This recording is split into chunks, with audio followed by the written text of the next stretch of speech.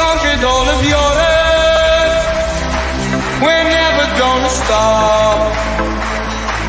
From Palestine to Turkey, we've won the fucking lot. But Paisley and the Shankly, the fields of Anfield gold. We are all supporters, and we come from Liverpool. And there it is, 1-3 win away versus Benfica. We're halfway there, 3-1 in the first leg of the quarterfinals of the Champions League as we remove ourselves from the, remove the overlay, shall we say. You will see there is myself, Nick, your host, and Peter, the coach, Kafinas, for this one here. A nice, short, concise, compact show this evening. Peter, how are you? I should ask. I'm good. I'm just every time I see that the thumbnail, I just think of that. I think it was Bon Jovi song, "Living on a Prayer." I was thinking about using something like that, but I'm like, it's too cheesy, so I'm not going to. So I didn't.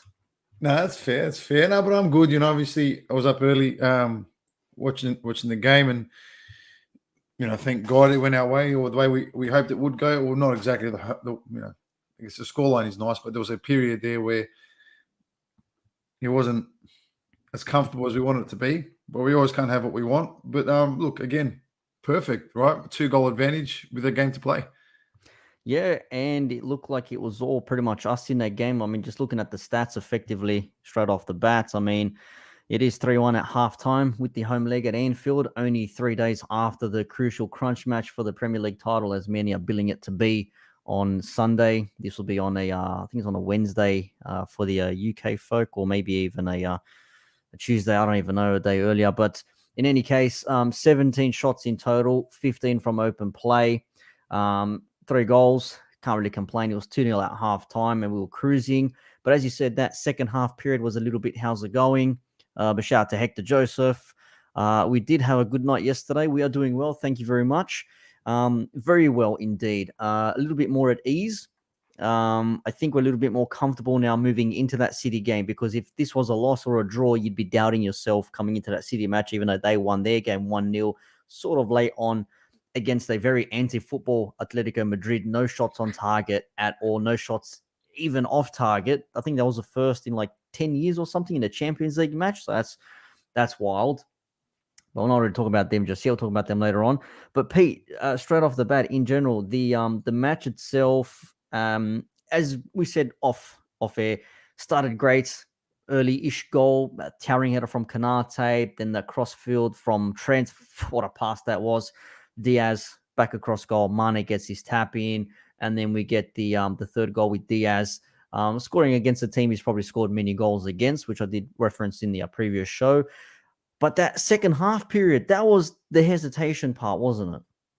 Yeah, I think the commentator, who, by the way, I thought was horrendous, but that's Stan Sport coverage for us. But the one thing that I agree with what he said that it seemed like a training match at the start. And to be fair, it did seem like a training match with total control. You wouldn't think that we're away in Portugal against with a home crowd literally on top of us, trying to boo and whistle and everything else that they try to do to try and help their team as they do. But I thought Fab, and as that comment says there from LJ there, I thought the start, like from Keita, from Thiago, from Trent, from Konate, from most people, except, well, I guess we'll get into that in a bit, but most people were just, it was easy for them. Then Konate decided to make it interesting.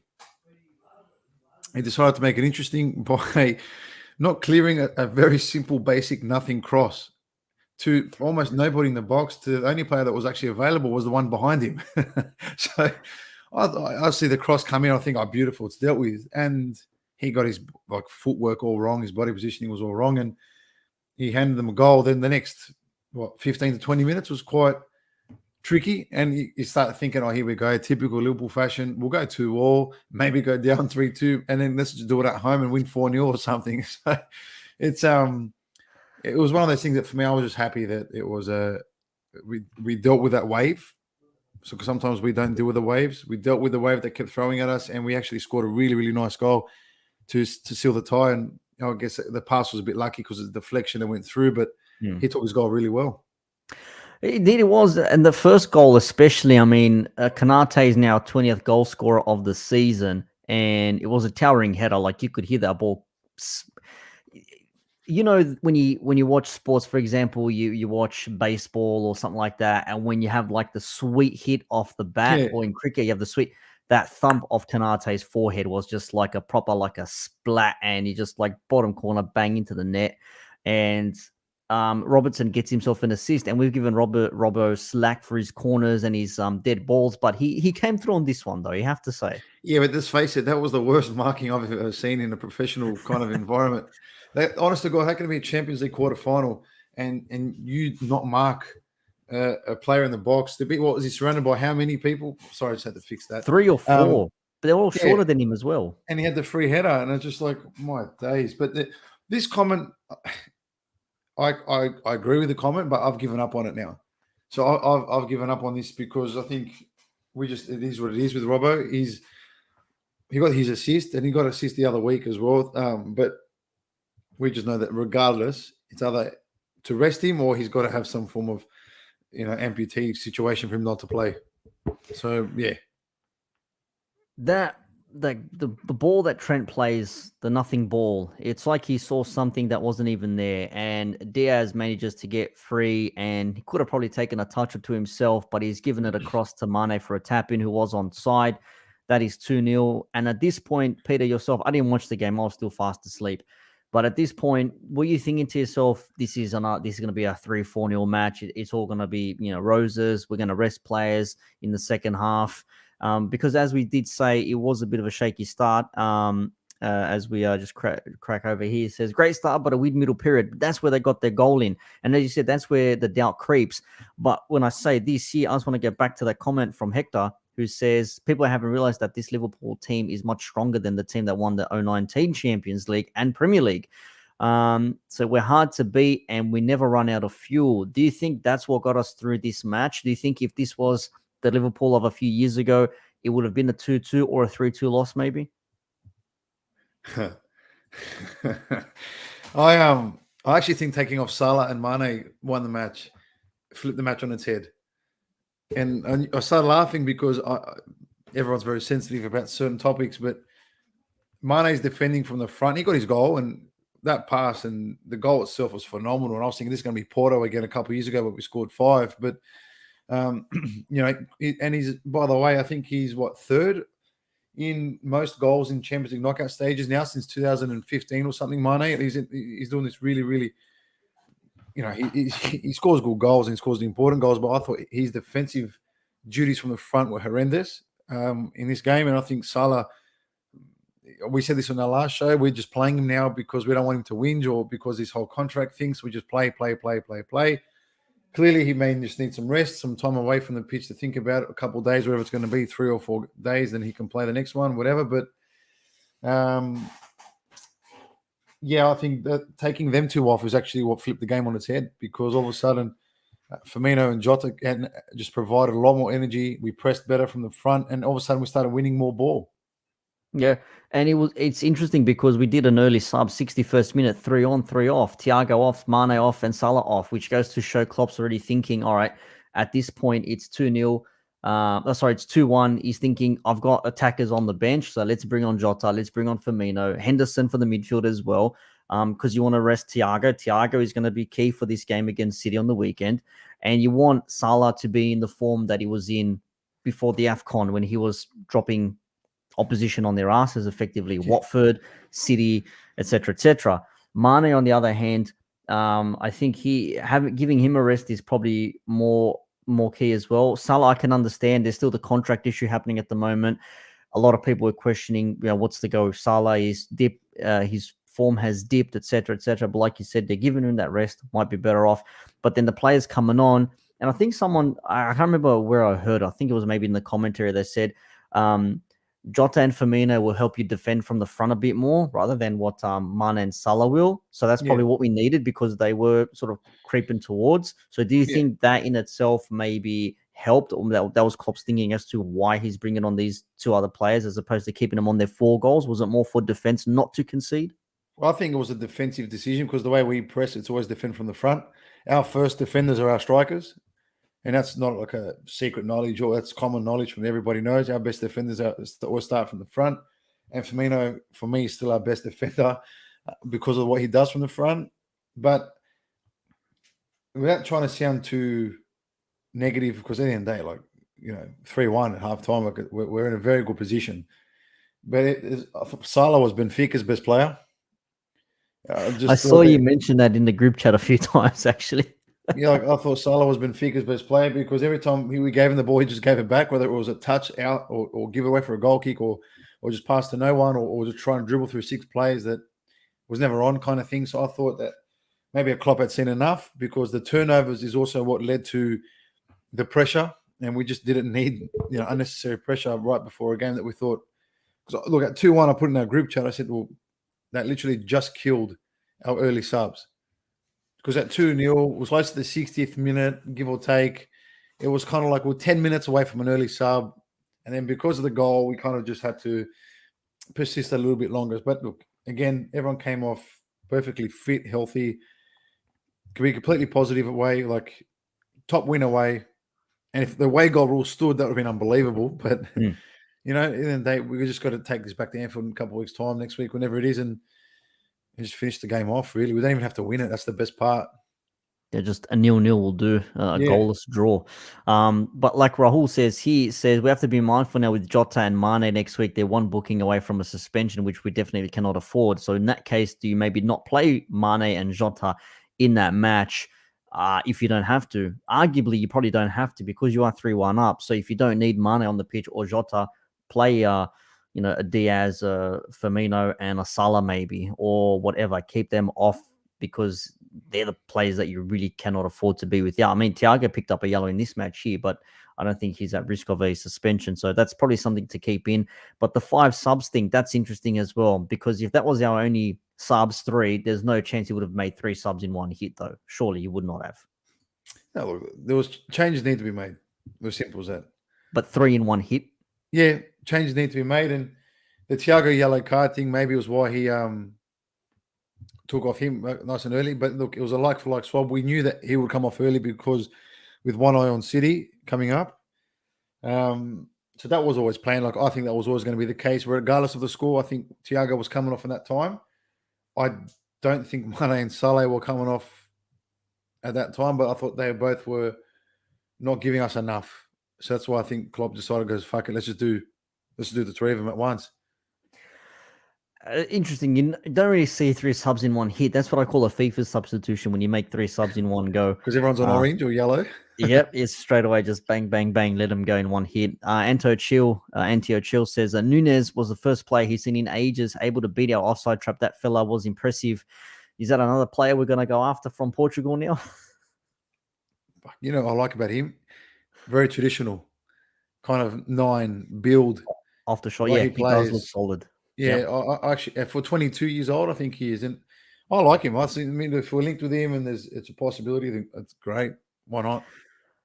Hector's got a comment here about Salah, but I think we might save it for a few minutes' time when we discuss the form of the one Mohamed Salah. But at the moment, let's talk about this fella here, Konate. What an absolute...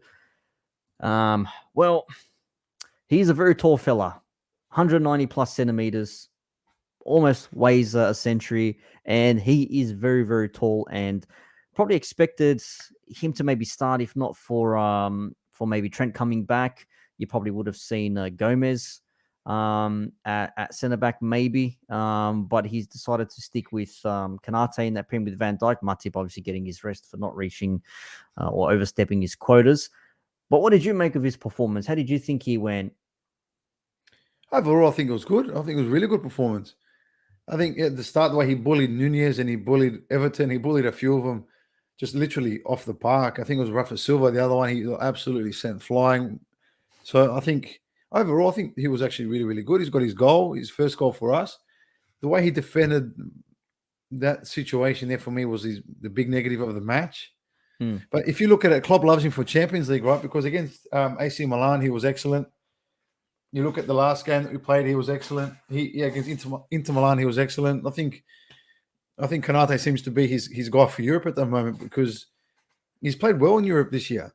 And I thought, again, overall, I'd give him an 8, 7.5, 8 out of 10 for his match this morning, or for us in the morning anyway. But otherwise, if it wasn't for that air swing or that kerfuffle, I mean, it could be at a 9 because, again, he really dealt with a good striker and he dealt with him quite well.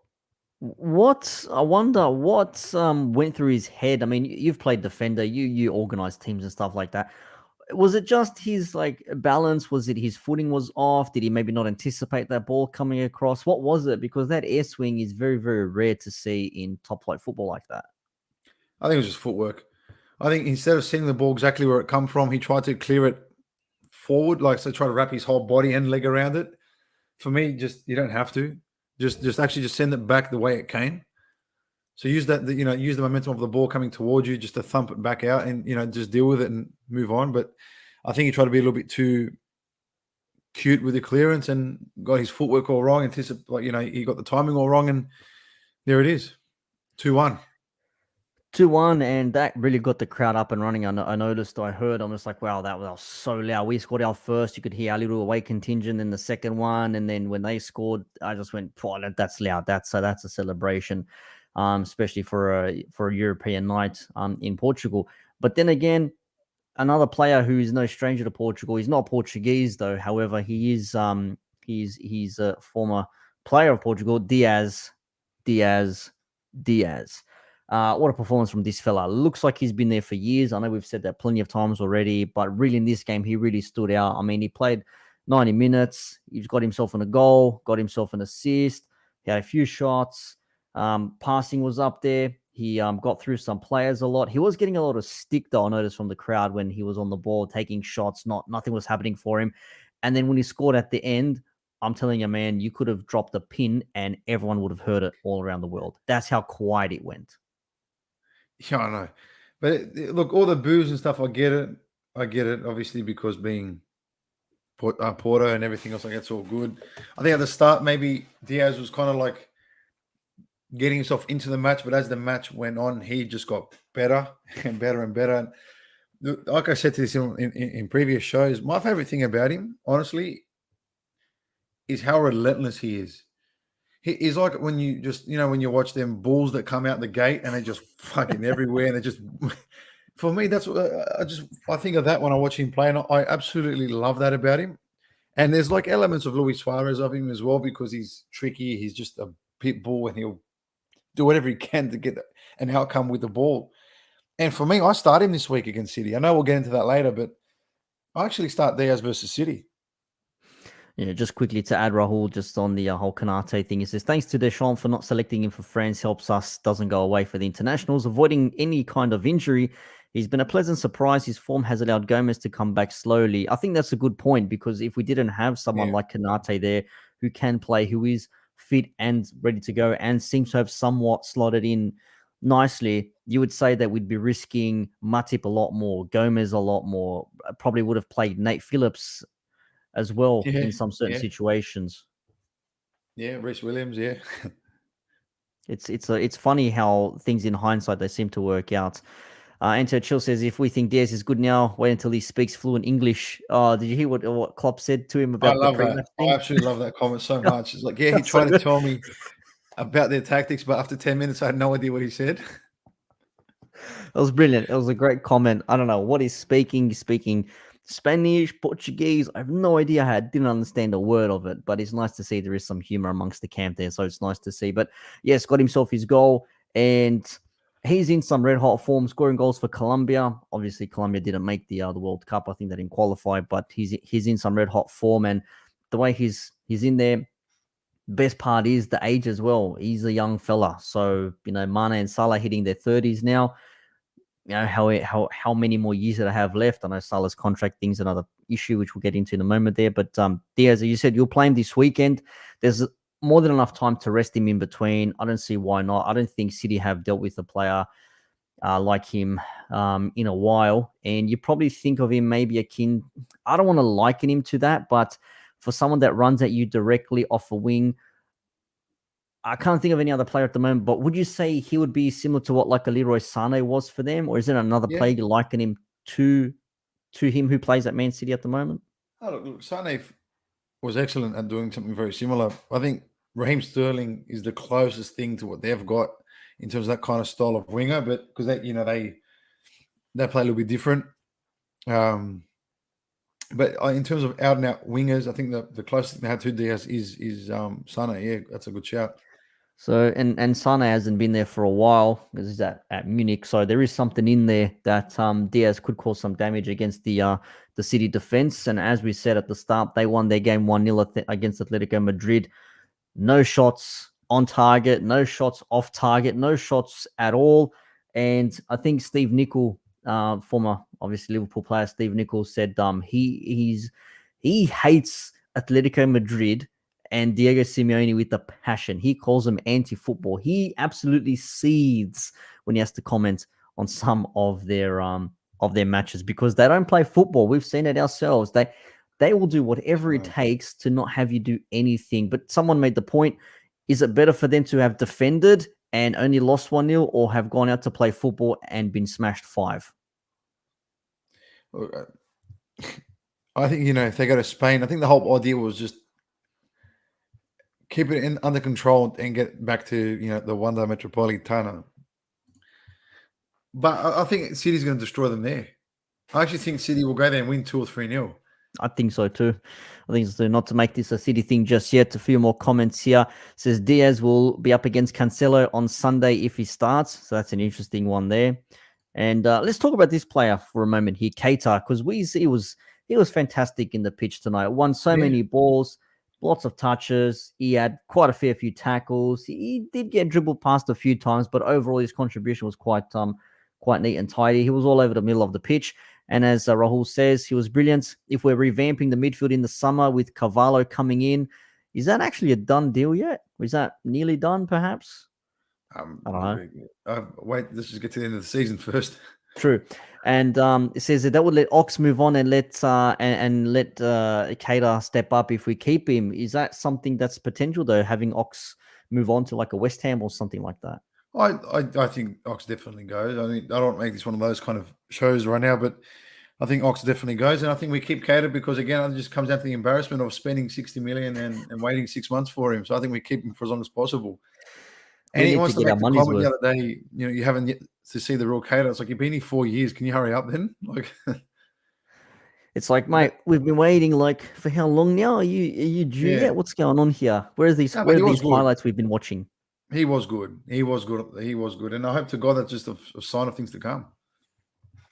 All right, so Naby Keita was good. Van Dijk was Van Dijk. Alisson was Alisson, apart from that little blip there with the whole Konate situation. Yeah. But Trent coming back, that's a positive. And he got subbed as well towards the end of the match, obviously coming back from his injury. So fingers crossed he's all good, wrapped up in cotton wool, ready to start on Sunday. Everyone else seems to have pulled up okay, so don't see any real issues there. The only issue, as we said at the start of the show or somewhere at the start, was Salah's form. Now, is this something to worry about? And I'm going to go back to the comment from Hector Joseph here, who says, I think Salah has been affected by the AFCON and the recent failure to qualify for the World Cup. I have a strong feeling that he's going to unleash his anger on Man City.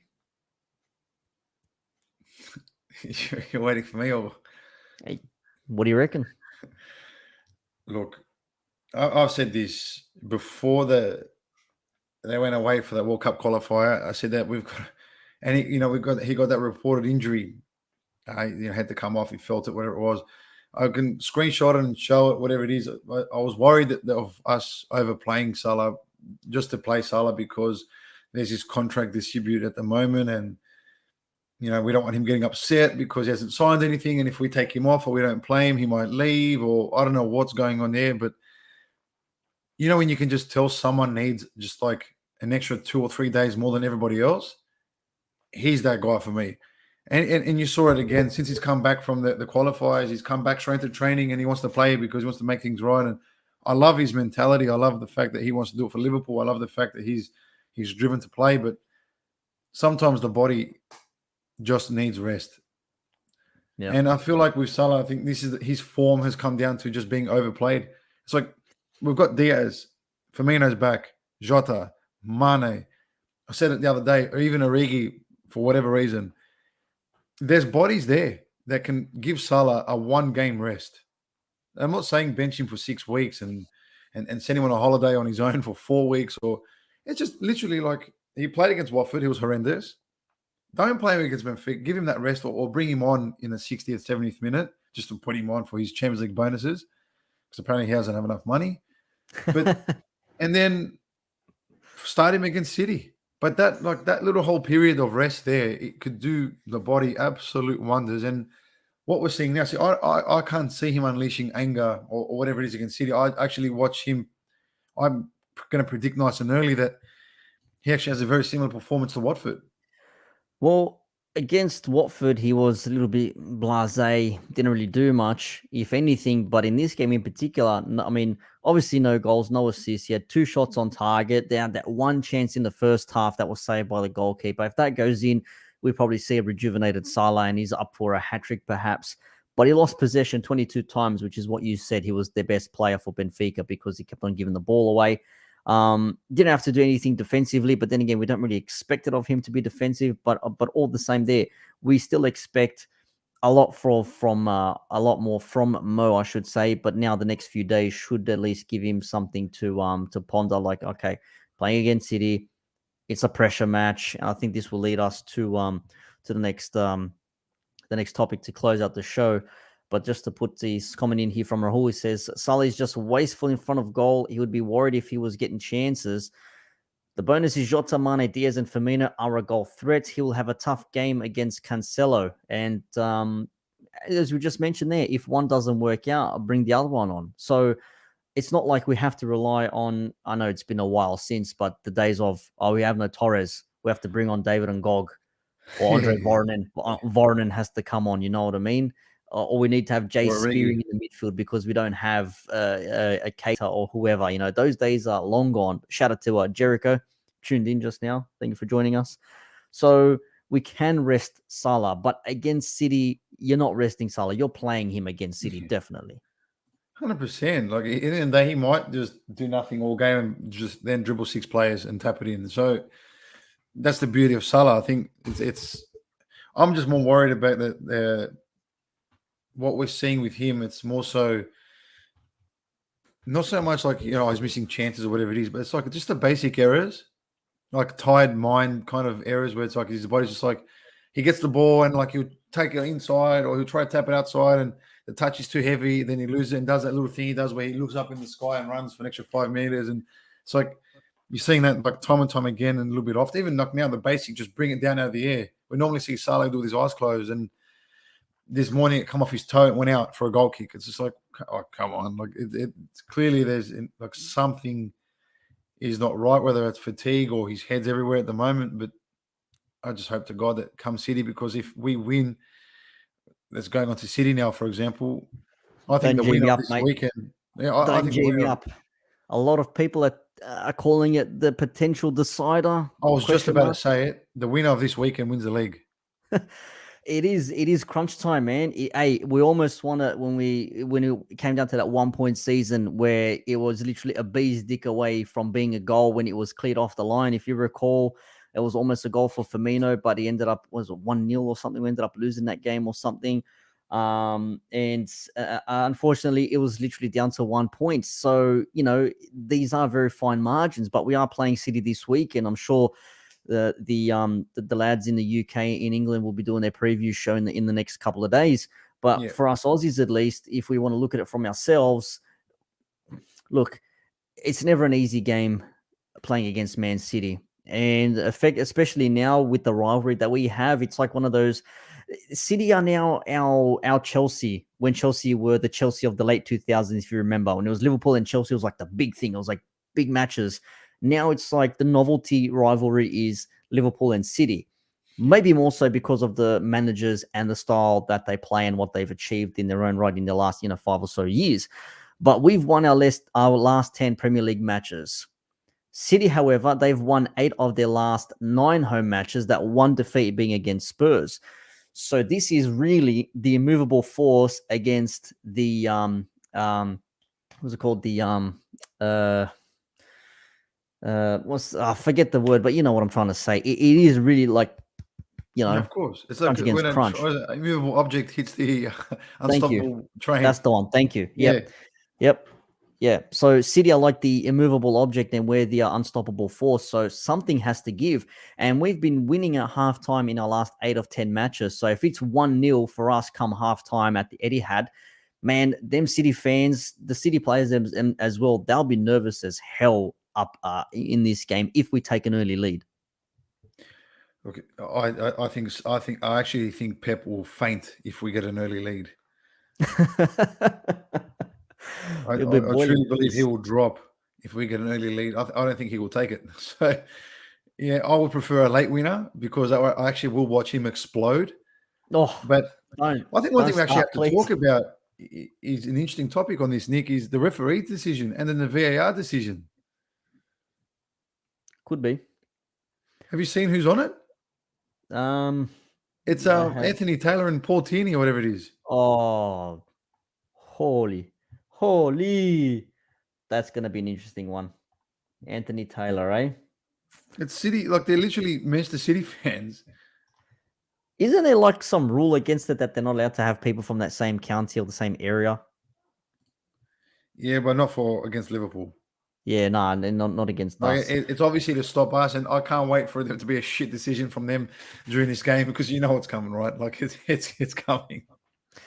I would love us to score like the most shithouse goal. Say it's 0-0, 88th, 89th minute. It's a corner or a free kick. There's a mix up in the box, and he goes in off, I don't know, Thiago's ass. I don't care. I don't care if he goes off of his ass, if it's an own goal, if the wind blows it into the net. I don't give a shit. I just want to see them concede late, us win. We leap them with a couple of points in between, and then we just go forth for the rest of the season. But it's not going to be easy. Not going to be easy. This is a good Yes, point, our by the way. support has been cut down as well. Yeah. So like they've got the Manchester, I think the Manchester-born referees on it. They've cut down our support. If we don't need any more motivation to win this game, can you imagine like what else you can say to this group before you head out there? Like, I don't know.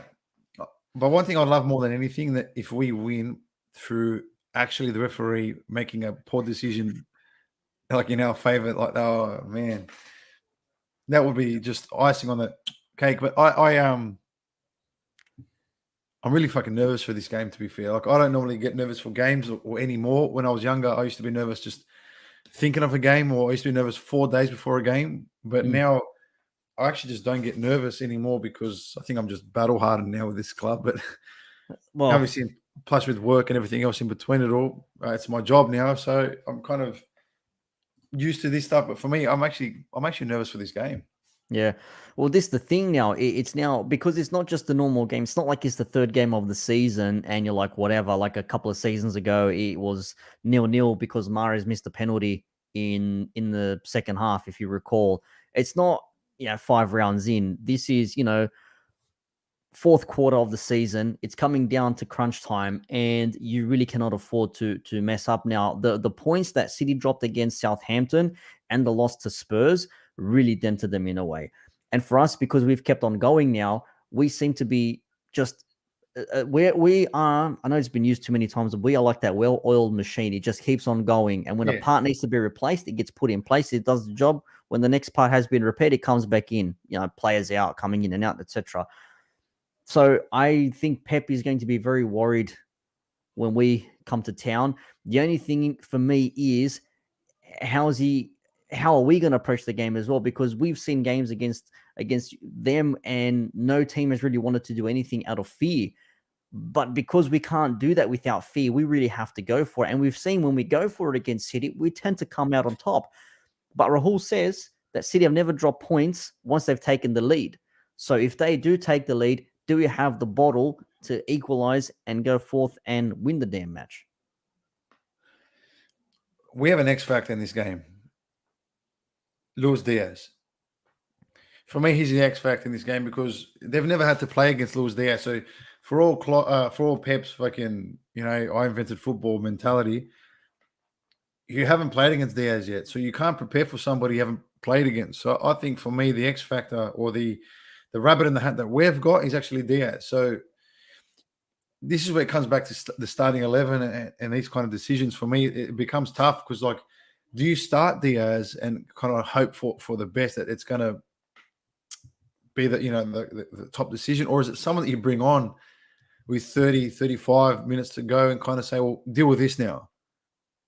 So I don't know for me, but for me, I have a problem with, again, it's going to sound like I'm targeting somebody or I'm player bashing. I'm not, but I just have a real problem with Mane is kind of like passive mentality during games. Like he's just very passive. I know what you mean. Sometimes I feel like he's just going through the motions to get through games or whatever it is. And I just hope to God that being obviously for me, again, title decider this weekend, regardless of who starts, I hope to God that they've got this new extra set of legs, and maybe instead of just having two lungs, maybe having maybe four, where they can just keep going, or they've got two hearts that keep beating, or whatever it is. I just hope to God that they all kind of just realize that this is probably the best chance now. That if we win, we probably will end up winning the league. Well, that's what, as I said, that's what a lot of people are putting this game down to. The winner is effectively taking all, because, and we saw the April fixtures we have for the season after this game. Let's say we win this match, right? Touch wood, fingers crossed, we end up getting all 3 points. We're in first place, 2 points ahead of City, and they've got to go away to Atletico Madrid. We've got Benfica at home, arguably easier for us with a couple of goals cushion. Then we've got to play them again in the FA Cup semi-final. Now, this goes back to the whole thing of the quadruple or the treble for City, right? What's more realistic, depending on what happens on Sunday? If we win, can we still go for the treble, or is that still City's quadruple rather? Or do we drop one trophy and let's prioritize more on the Premier League and Champions League over the FA Cup? Does that make sense? No, I just think just go for it. Go for it all. Everything. Go for it all, because then you never know. Go for it all. Go all in. All in. Look, the squad's good enough, huh? Don't forget that. Huh? Like, don't forget that we, all of a sudden, Keita can be Keita, Tsimikas, Firmino, Jota, depending on who, Konate, depending on the situation, Gomez, Irigi, Minamino. Our other players are good enough to go in other games too. Don't forget that. So I think there's definitely enough there to go for all four. Why not go for all four? And look, I like this comment here. In terms of Diaz playing against them, because I know that they played last season against whatever it was against Porto, and he scored when he cut in and did this unreal finish. But that was a Porto Luis Diaz. This is a Liverpool Luis Diaz now. So I think. I think he's already grown a few levels as it is. So it's great that he's already done some damage to him. But their left side, I get it. Grealish, for me, Grealish has been average, 100 mil, and just been average and keeps the ball, whatever. He's been funny, man. So I think they'll buckle. I actually think the pressure that Pep will put on them will collapse from within. I can actually see them collapsing from within. And that's just something yeah. Well, here's the question. When it comes to the way they play, I think even Simeone said he loves the way they play football. But that's if you allow them to play that certain way. If we don't allow them the space and the opportunity for them to play their balls around all over the box and 1-2 passing, all that sort of stuff, does that then put into the back of my mind, okay, what can we do now? This isn't working. Do we have that plan B? Because people say we don't have a plan B. It's just do plan A better, which I think Peps might have said the same thing as well. So if we can stop their play, what do they do then to get through us? So I don't think he will change, regardless of what we do. He's going to just do the same thing that they've been doing all year. Like if I see, okay, if you remember, I think it was 2 seasons ago where he completely changed his tactics and actually went for a 0 draw at Anfield. But that was from the start. You can see that was happening from the start. It didn't happen during the game. I think that being at home, it entices him a bit more to attack, to entertain the fans, to do something for the fans, and the pressure from the fans will force them to attack. And I think that actually suits us. Teams that attack us suit us in a way. So I think that this will be like Godzilla versus Kong kind of match. I actually think it's going to be punch for punch, and to see who's got the strongest chin.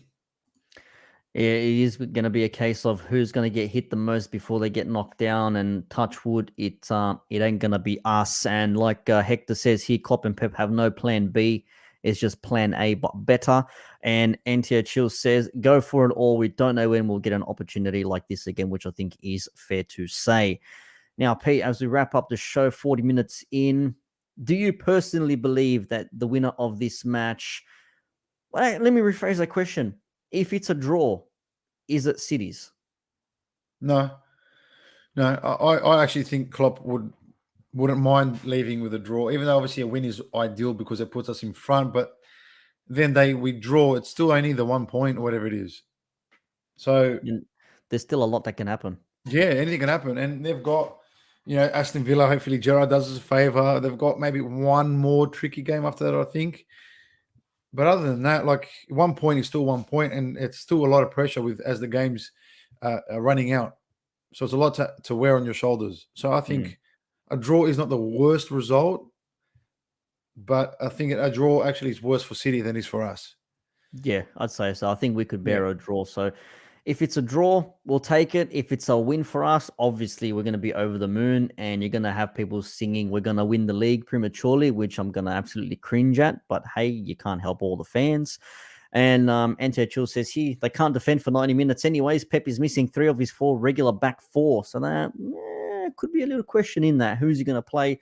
Who's going to defend?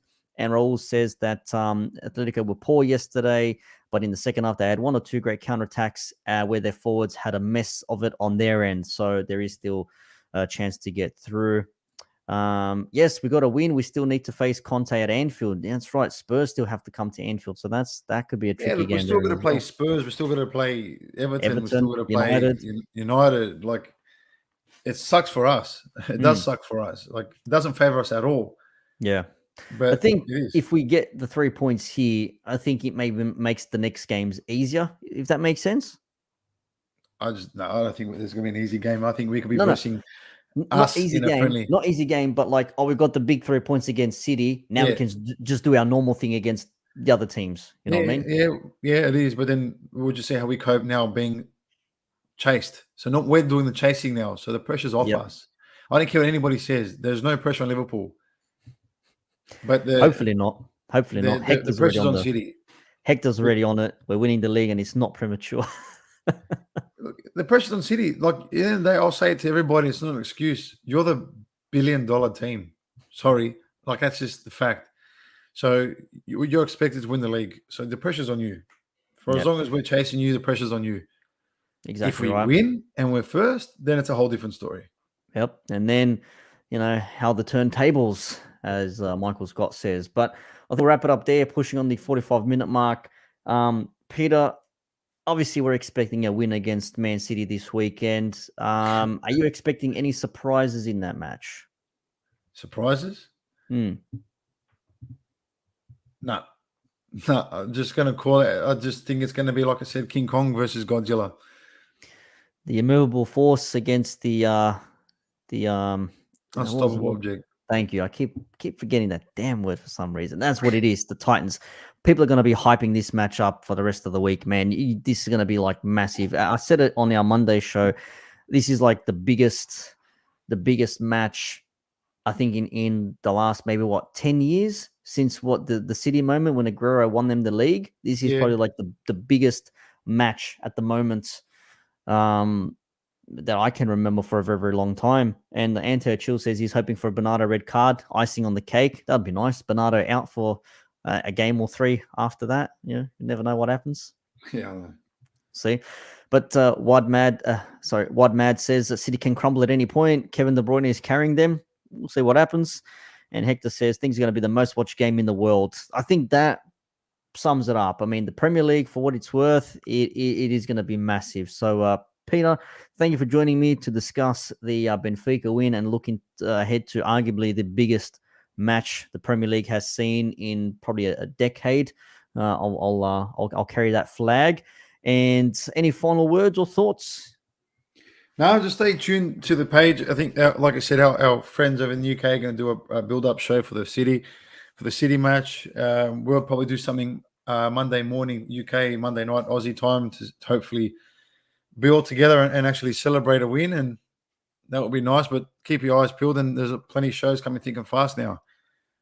Always shows to be had when it comes to Liverpool and the Red Sea Pod. And of course, you can always follow us at the Red Sea Down Under and the main page, the Red Sea Pod. Peter the Coach Kofinas, thank you for joining me. Thank you to all for watching. Hope you enjoy this. If you're watching live or in the future, drop your comments below. Let us know what you think.